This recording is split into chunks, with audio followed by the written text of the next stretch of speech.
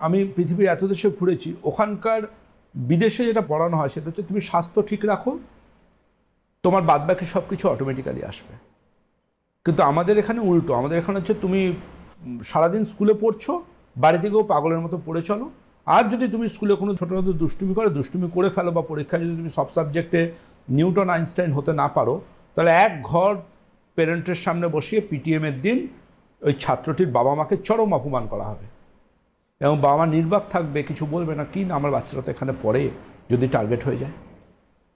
এগুলোর কিন্তু উচিত প্রতিবাদ হওয়া ভীষণভাবে। বিদেশে দেখুন, দুটো বাচ্চা মারপিট করলে সেই স্কুলের কাউন্সিলর, মানে মনস্তত্ত্ববিদ মনোবিদ ম্যান্ডেট থাকতে হবে সেই স্কুলেতে, দুটো বাচ্চাকে বসিয়ে তারা কাউন্সিলিং করে তাদের মধ্যে সদ্ভাব তৈরি করবে। এখানে দুটো বাচ্চা মারপিট করলো, তাদের বাড়ির লোককে ডেকে এনে তাদেরকে অপমান করা হয়। টেল মি হোয়াই, কেন?